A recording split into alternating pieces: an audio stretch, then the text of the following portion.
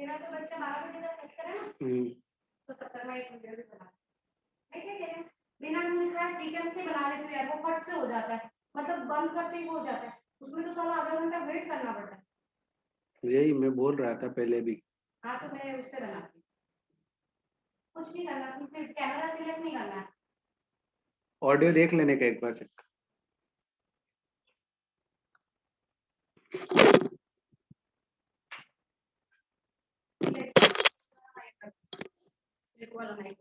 और मैंने लैपटॉप की आवाज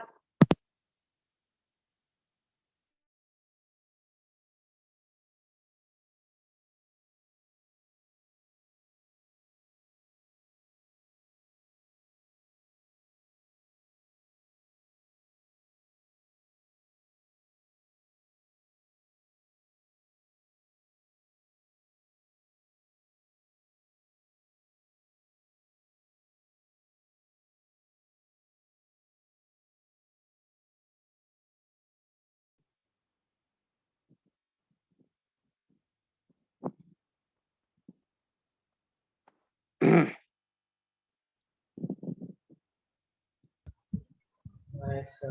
Good morning, sir. Again. Good morning, good morning.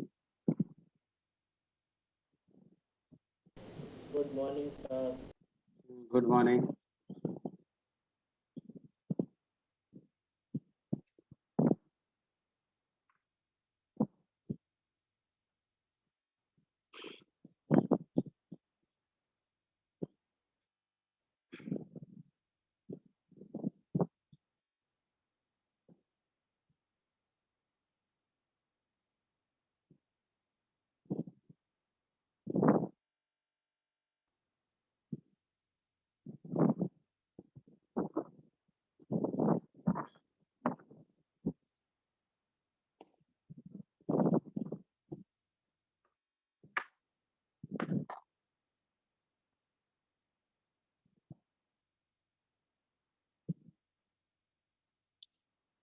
अब देखो यहाँ पर एक क्या कोई ऐसी मेथड है जिससे हम सॉलिड को डायरेक्टली गैसियस फॉर्म में कन्वर्ट कर सकते हैं?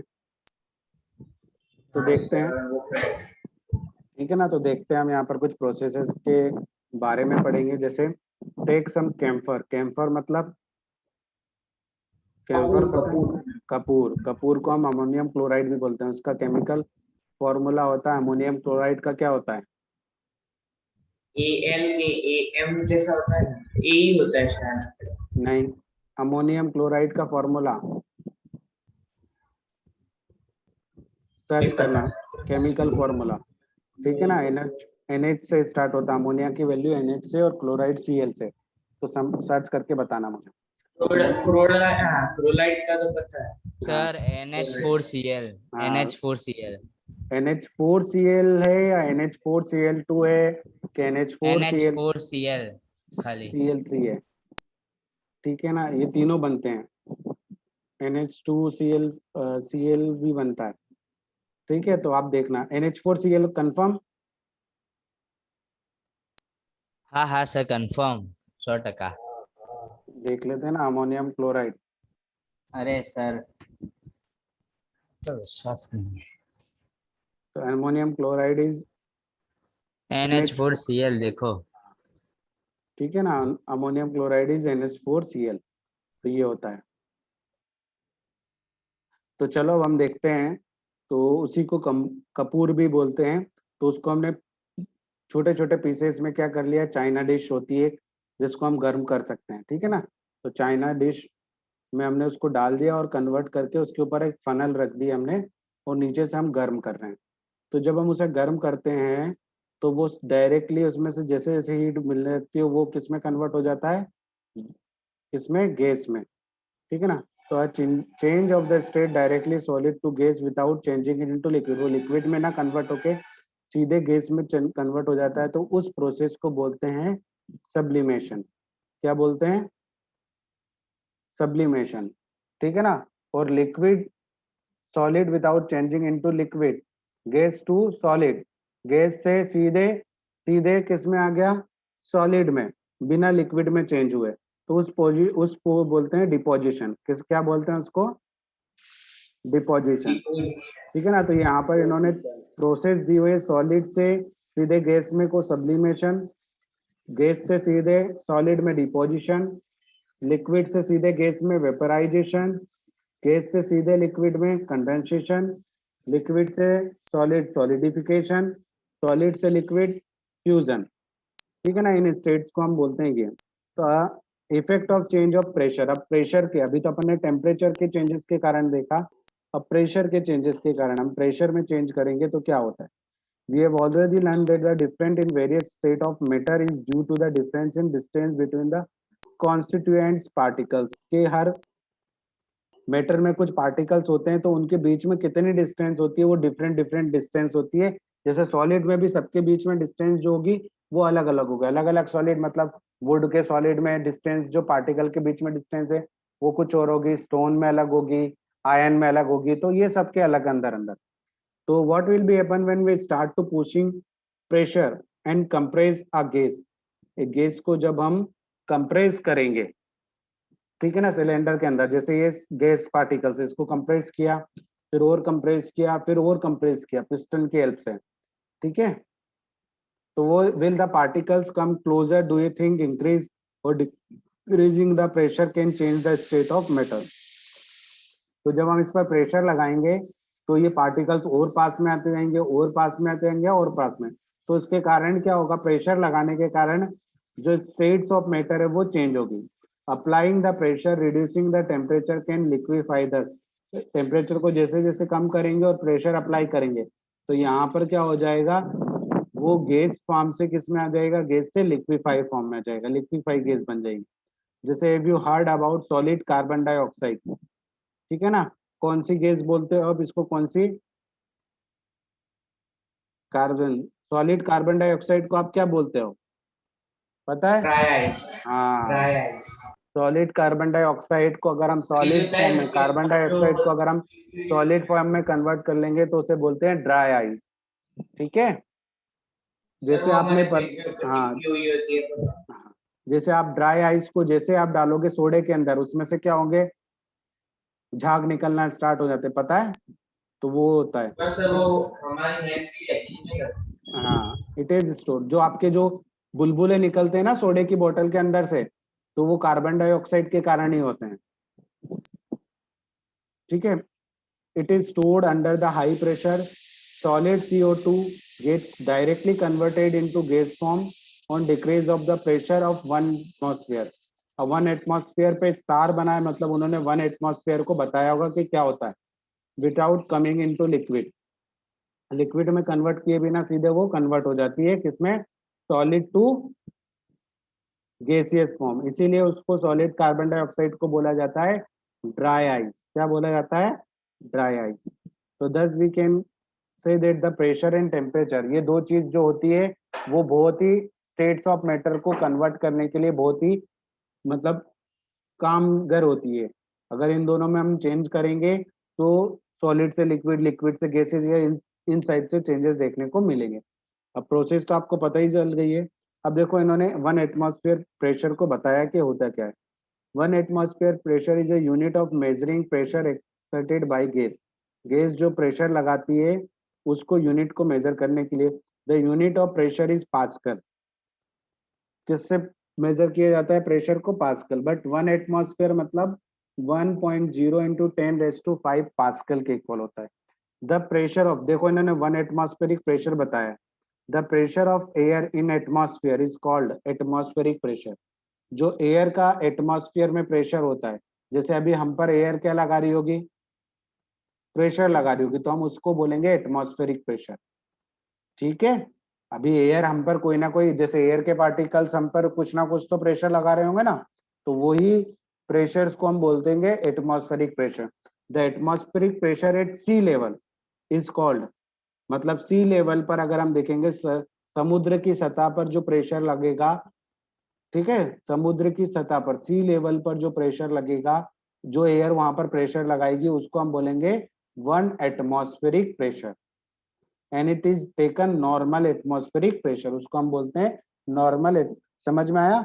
जो सी लेवल पर एयर हम पर प्रेशर लगाती है, किसी भी चीज पर प्रेशर लगाती है, वो प्रेशर फिक्स होगा, तो उसे हम बोलेंगे 1 एटमॉस्फेरिक प्रेशर। Got it? और 1 एटमॉस्फेरिक Yes, sir. प्रेशर मतलब 1.01 PPM. इंटू 10⁵ पास्कल, इतना प्रेशर लगाते हैं। चलो convert the following temperature into Celsius scale. हम इसमें से कितना माइनस कर देंगे? 273 माइनस कर देंगे, तो वो सेल्सियस में, केल्विन से सेल्सियस में हमें कन्वर्ट करना है तो 273 माइनस करना पड़ता है, सेल्सियस से केल्विन में कन्वर्ट करना है तो 273 प्लस करना पड़ता है। बस इतना, kelvin to celsius minus, celsius to kelvin plus, और करना कितना? एक ही unit, 273। For any substance, why does the temperature remain constant during the change of states? ऐसे कोई से सब्सटेंस है जिसमें स्टेट चेंज होती है बट उसका टेम्परेचर चेंज नहीं होता है? बताओ कौन कौन सी ऐसी चीज होगी जिसमें हम टेम्परेचर चेंज नहीं कर रहे हैं बट उनकी स्टेट चेंज हो जाती है? Do you know any substance?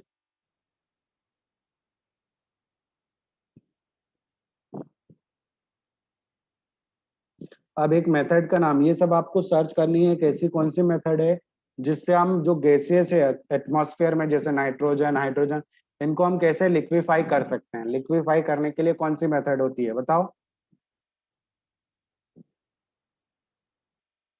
तो उस मेथड का हमें नाम सुनना है,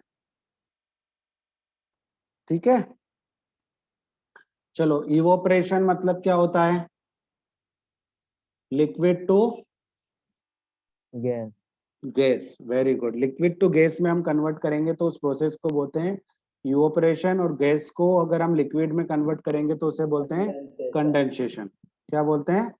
कंडेंसेशन, ठीक है ना? तो डू वी, हाँ, तो do we always need heat और change pressure for changing the state of matter? Can you quote some example for everyday life where the change of state from liquid to vapor takes place without the liquid reaching the boiling point? बिना boiling point पे reach हुए हम उसको liquid to किस में convert कर देंगे? ठीक है ना? जैसे कि अगर आपने देखा होगा कि जो सी का पानी होता है उस पर सन की रेज गिरती है तो उसका टेम्परेचर 100 डिग्री सेल्सियस नहीं होता है। हम वो इवोपरेशन प्रोसेस के थ्रू बिना उसके बॉइलिंग पॉइंट पर पहुंचे ही वो किस में कन्वर्ट हो जाते हैं? किस में कन्वर्ट हो जाते हैं?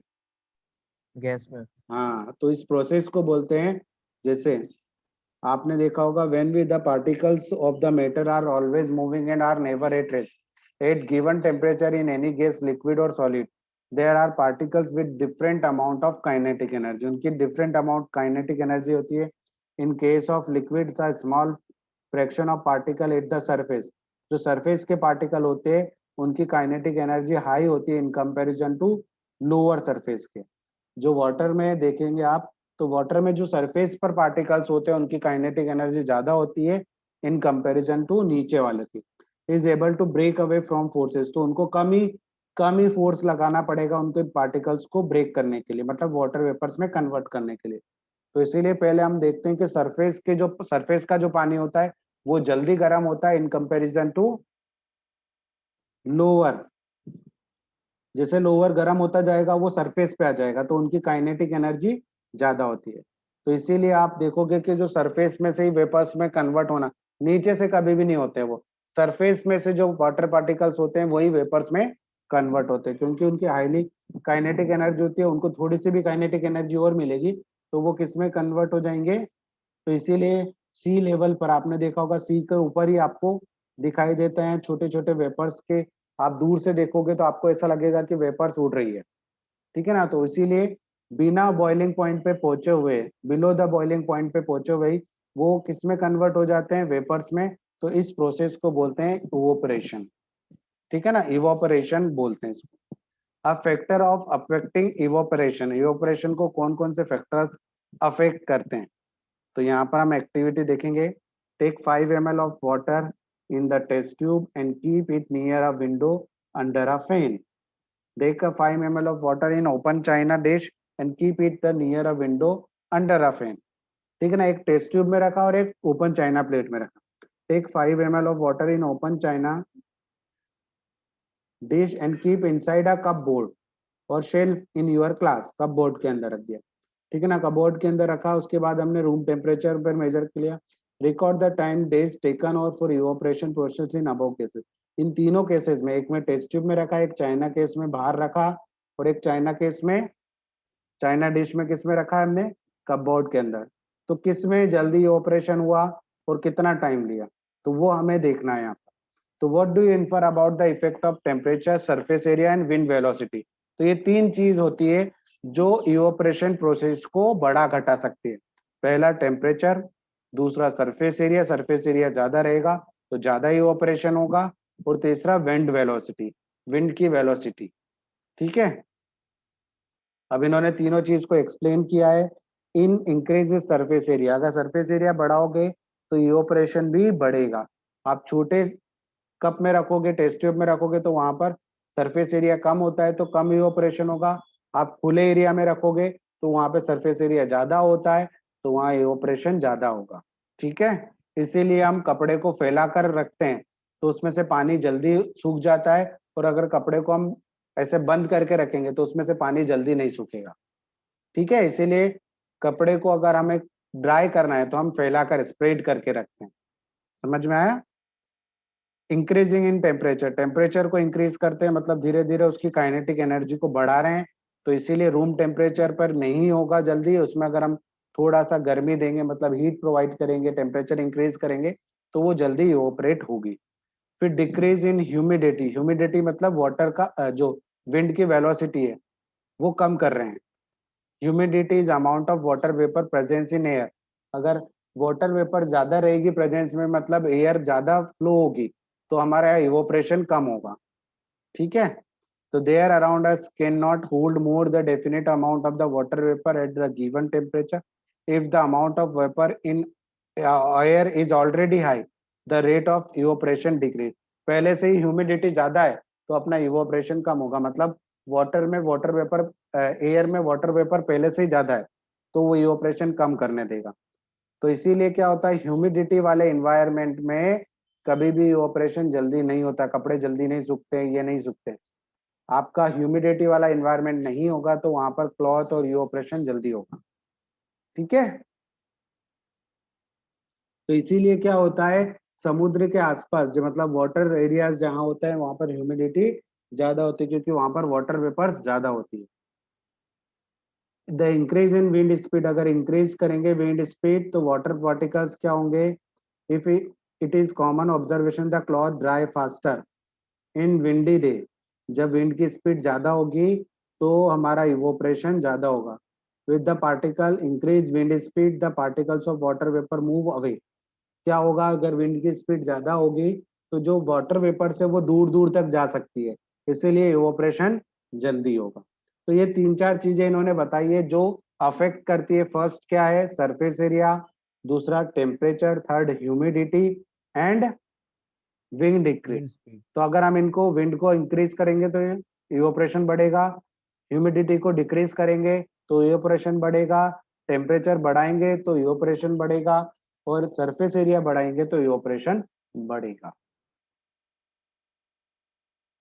अब how does evaporation cause cooling. Evaporation के कारण कूलिंग कैसे कॉज होती है, मतलब कैसे आती है। तो in open vessel the liquid keep the evaporating, the particles of liquid absorb the energy from surrounding to regain the energy loss during the evaporation. तो क्या होता है, जब हम पार्टिकल्स को गर्म करते हैं तो उसमें हीट एनर्जी आ जाती है बट वो अपनी एनर्जी को लॉस कर देते हैं। तो वो अपनी एनर्जी को लॉस कर देते हैं जब वो वाटर से वाटर वेपर्स में कन्वर्ट होते हैं। तो वाटर वेपर वाले जो पार्टिकल्स हैं वो अपनी एनर्जी फिर एनवायरमेंट से मतलब आसपास की सराउंडिंग से क्या करते हैं, गेन कर लेते हैं और जल्दी ठंडे हो जाते हैं, ठीक है ना। और जल्दी से ठंडे होने की कोशिश करते हैं, मतलब फिर से अपने ओरिजिनल स्टेट में जाने की कोशिश करते हैं। तो जितना वाटर वेपराइज होगा उतना ज्यादा कूल भी होगा, ठीक है ना। तो इसीलिए आसपास का एनवायरमेंट जल्दी ठंडा हो जाता है। तो दिस अब्जॉर्बेशन ऑफ एनर्जी, जब वो एब्जॉर्ब करेंगे एनर्जी को तो आसपास का एनवायरमेंट कूल हो जाएगा। तो इसीलिए वाटर वेपर जब जब वो गर्म होती है, इवोपरेट होती है, तब उनमें हीट एनर्जी बहुत ज्यादा होती है। बट जब वो कूल होती है, जब वो कूल होती है तो वो ज्यादा ठंडी होती है in comparison to normal water. क्योंकि वो एनर्जी को गेन करती है। तो what happen when you pour some acetone, जब आप नेल रिमूवर को आपने किस पर डालते हो, पाम पर डालते हो, ठंडा ठंडा लगता है, तो ठंडा ठंडा लगता है। द पार्टिकल इवोपोरेशन को एनर्जी, तो वो पार्टिकल्स क्या करते हैं, सराउंडिंग से अपनी एनर्जी को गेन करते हैं, या आपके पाम से, ठीक है। तो इसीलिए वो फील करता है कूलिंग एटमॉस्फेयर जैसा, ठीक है ना। आपका टेम्परेचर वो क्या ले लेते हैं। जैसे आप अपने पाम पर डालोगे तो आपके पाम का टेम्परेचर 37 या कुछ फ़ारेनहाइट होगा। जैसे आपने एसीटोन डाला, वो अपने अंदर से आपके उस उतने एरिया में से क्या कर लेता है, हीट को एब्जॉर्ब कर लेता है, तो आपका वहां का टेम्परेचर कम हो जाता है, तो आपको ठंडा ठंडा महसूस होता है। समझ में आया? आपको गर्मी या सर्दी क्यों लगती है? क्योंकि आपकी बॉडी का टेम्परेचर फिक्स्ड है। आपकी बॉडी के टेम्परेचर जब अब कम होने लगेगा किसी सरफेस पे, जैसे यहाँ पर आपको पता है आप ओढ़ कर रखते हो, तो जैसे हाथ बाहर निकालते हो तो आपके हाथ में ही ठंडी लगती है, मतलब उतने एरिया का टेम्परेचर कम हो जाता है अकॉर्डिंग टू सराउंडिंग के कारण, ठीक है ना। तो वहां पर आपको ठंडी लगने लगती है।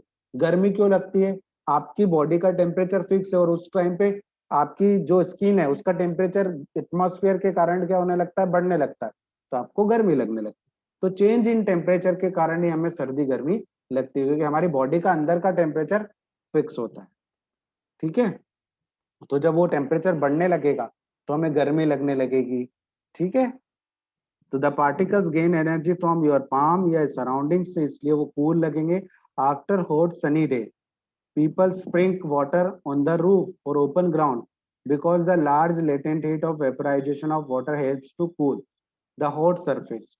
तो जो हॉट सरफेस होता है हम उस पर पानी डाल देते हैं तो क्या होता है, वो ठंडा जल्दी हो जाता है, कूल हो जाता है वो। क्यों? क्योंकि उसका जो एनर्जी है वो पानी से एब्जॉर्ब कर लेता है, मतलब जो सराउंडिंग की हीट से उसको एब्जॉर्ब करके वो अपने अंदर ले लेता है, ठीक है ना, ठंडा होने के लिए। तो why should we wear a cotton clothes in summer, हम समर में कॉटन क्लॉथ्स क्यों पहनते हैं? During the summer we sir एक रीजन तो उसके जो लाइट कलर्स होते हैं वो दिखने हाँ, हीट को पहली बात तो वो reflect लाइट करते कलर्स क्या करते हैं, एक तो रिफ्लेक्ट कर देते हैं, जो हीट होती है मैक्सिमम सन रेज को रिफ्लेक्ट कर देते हैं और कम से कम हीट एब्जॉर्ब करते हैं। जो लाइट कलर्स और कॉटन क्लॉथ्स होते हैं वो हीट को कम एब्जॉर्ब करते हैं, ठीक है ना। तो इसमें कौन सा मैकेनिज्म है, our body which keep us cool, we know that during the evaporation में the particle of the surface liquid gain energy and surrounding of the body change the into vapors. जो सरफेस के water particles होते हैं वो क्या करते हैं, gain कर लेते हैं एनर्जी के, या सराउंडिंग से या फिर हमारी बॉडी के, और किस में कन्वर्ट हो जाते हैं, वाटर वेपर्स में।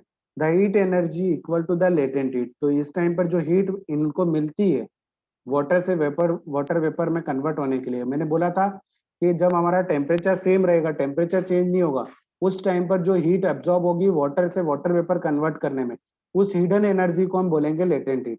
तो जब वो लेटेंट हीट के इक्वल हो जाएगा तो उस वेपराइजेशन पर absorb body living the body को, और वो वहां से बॉडी से अपनी हीट को एब्जॉर्ब कर लेगा, तो उतना उतना एरिया क्या हो जाएगा, कूल हो जाएगा। फिर से समझते हैं। We know that the during of evaporation के टाइम क्या होता है, जो पार्टिकल ऑफ द सरफेस के पार्टिकल होते हैं liquid gain energy from the surrounding मतलब अगर हमारी बॉडी पर जो पार्टिकल्स ऑफ वाटर होंगे वो सराउंडिंग से या हमारी बॉडी से क्या करेंगे, एनर्जी को गेन करेंगे और किस में कन्वर्ट हो जाएंगे, वाटर वेपर्स में। तो उस टाइम पर जो वो हीट हमसे गेन करेंगे वो हीट कितनी होगी, लेटेंट हीट के इक्वल होगी। तो जब वो हीट को एब्जॉर्ब करेंगे हमारी बॉडी से, ठीक है ना, तो जब वो हीट हमारी बॉडी से छूट के वाटर में जाएगी और वाटर वेपर्स बनाएगी, तो जितनी हीट हमारी कम कम होगी उतने उतने एरिया में हमारी बॉडी क्या लगेगी, कूल लगेगी। तो इसीलिए cotton being a good absorber, cotton क्या करता है, हमारी बॉडी से एब्जॉर्ब करता है किसको, हीट को या स्वेट को, ठीक है ना। इसीलिए हमें गर्मी में किस टाइप से कपड़े पहनने चाहिए, कॉटन क्लॉथ पहनने चाहिए, क्योंकि वो हमारी बॉडी से हीट को एब्जॉर्ब करता है और वो एक अच्छा एब्जॉर्बर होता है, ठीक है ना। जो आपकी बॉडी पर स्वेट होगा या वाटर वेपर्स होगी जो गर्म हो चुकी होगी वो उसको एब्जॉर्ब कर लेगा, ठीक है।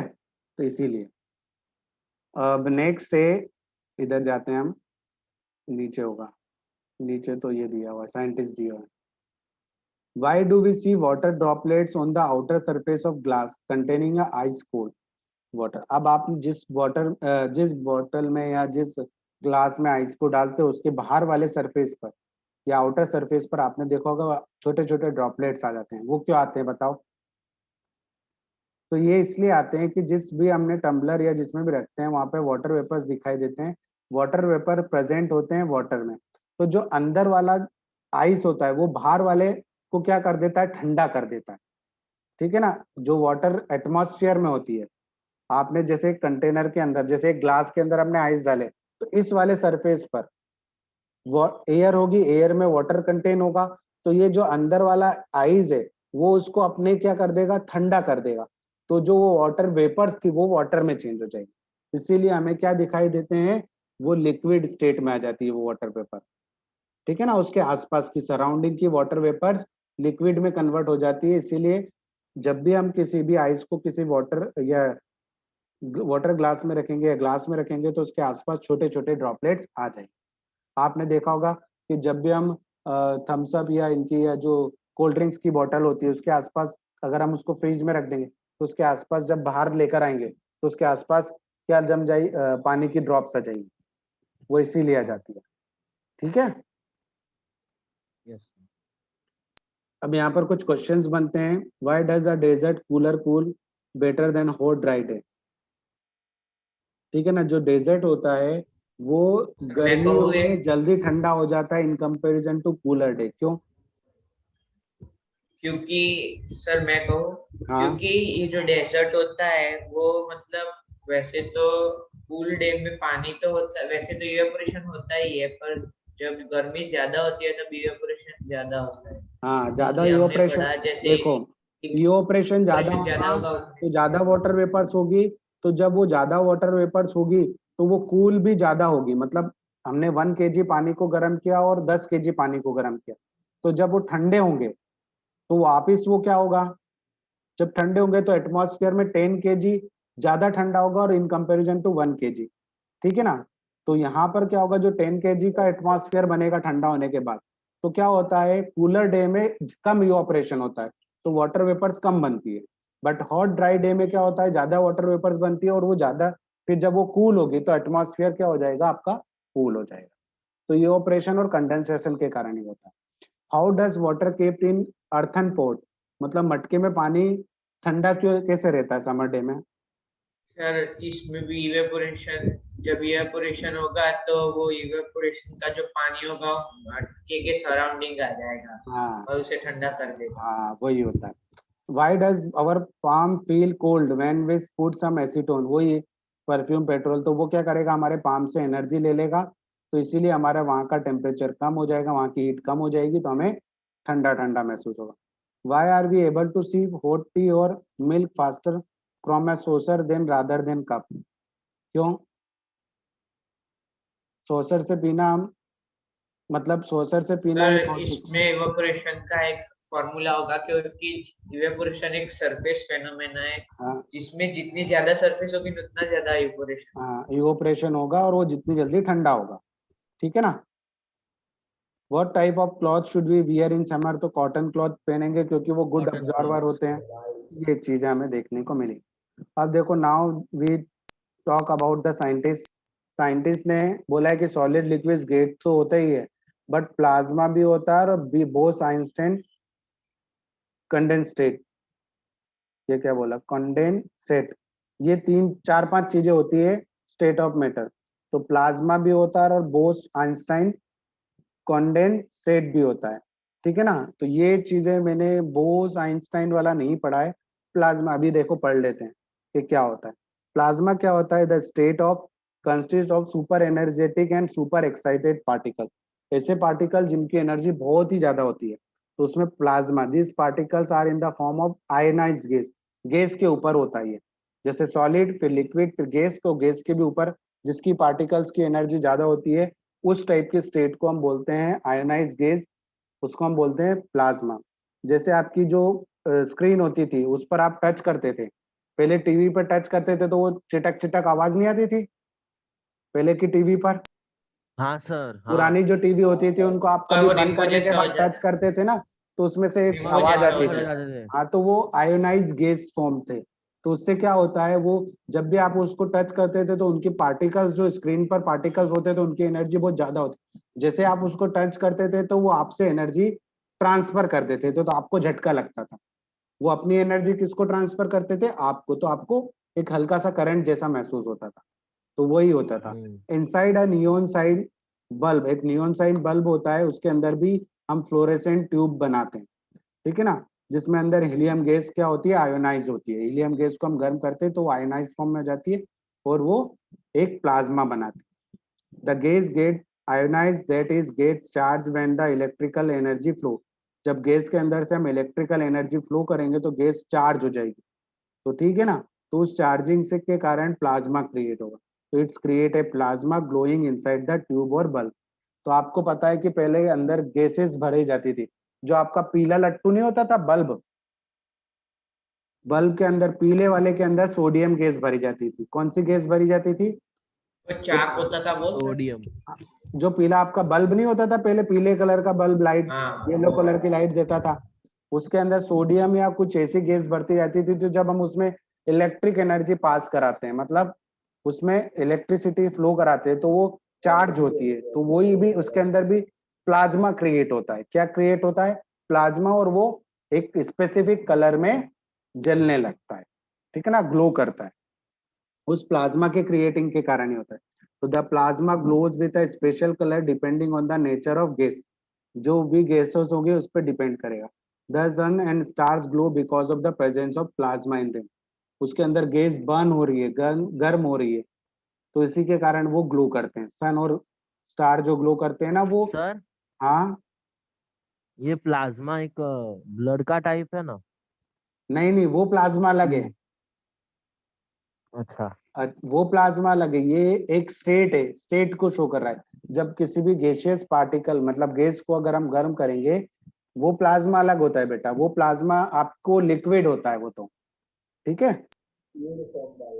The plasma is created in stars because it of very high temperature.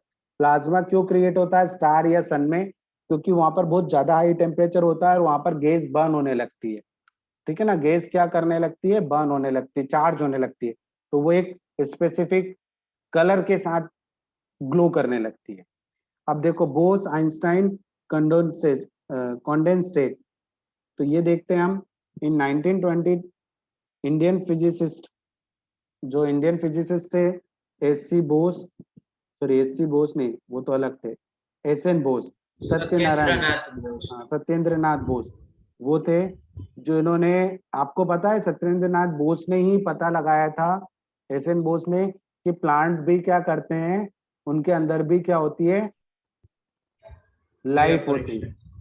Life होती है। Life? उन्होंने ही सबसे पहले बताया था कि प्लांट के अंदर भी लाइफ होती है। वो भी हमारी तरह ऑक्सीजन लेते हैं, कार्बन डाइऑक्साइड, वो भी खाना बनाते हैं, ठीक है। तो Satyendra Nath Bose had done some calculation of fifth state of matter.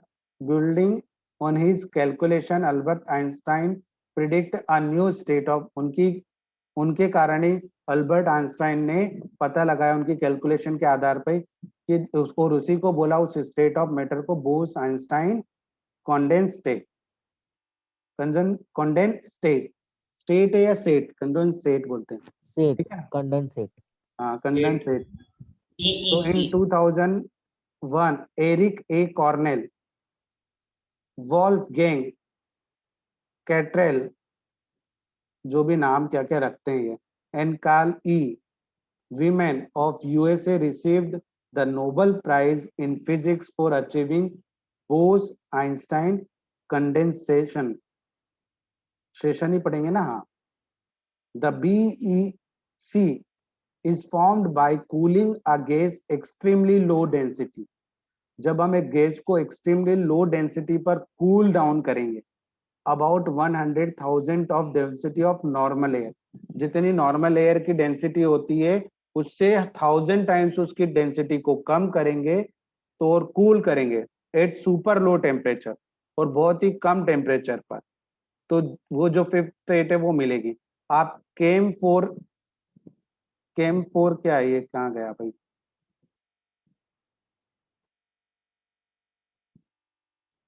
ये साइट इन्होंने बताई है, केम 4 किट्स पर जाकर वो देख सकते हैं वो स्टेट कौन सी है, 4th और 5th स्टेट ऑफ मैटर देख सकते हैं। तो चलो देखते हैं हम केम 4 किट्स।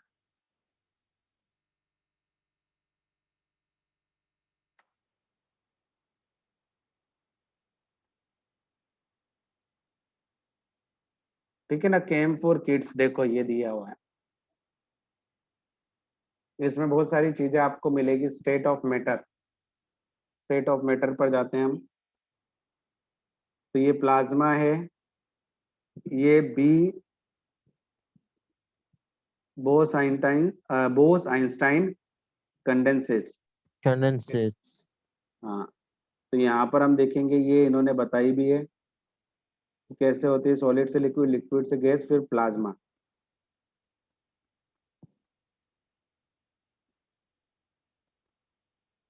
वीडियो बताया है, देखो इन्होंने वीडियो देखते हैं।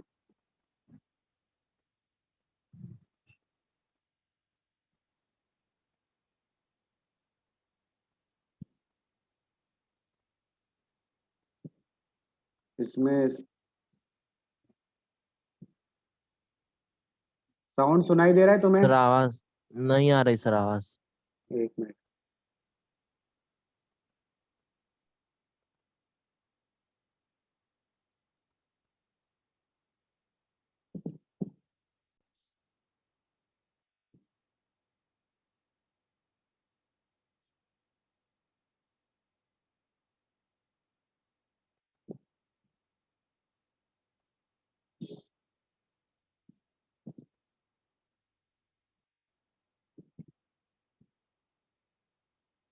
इसका वीडियो होगा, देखो व्हाट इज प्लाज्मा, ये प्लाज्मा दिखाएगा।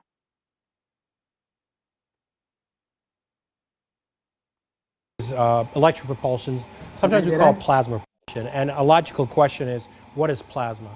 Well, it's not what's running along your veins. That's a different kind Yes, of sir. The type of plasma that we're talking about is actually a state of matter. Some people call it the fourth state of matter. If you start with the three states of matter that we understand mostly, solids, liquids, and gases, that's a natural segue to understand what a plasma is. So if you start with, let's say, a solid piece of water ice or so, the solid phase, if you put energy into it, what's going to happen? If you put enough energy into it, it melts. It goes into a liquid phase. If you put more energy into it, or you raise the temperature, it'll eventually boil and go into a vapor phase or a gas state. Now, if you put a lot more energy into it, what'll happen is that the atoms, the molecules, will break apart. And then even more energy, what will actually happen is that the atoms, the individual atoms, will start breaking apart. An atom is nothing more than a nucleus made up of protons and neutrons with, you can think of it as electrons, sort of a cloud of electrons floating around it.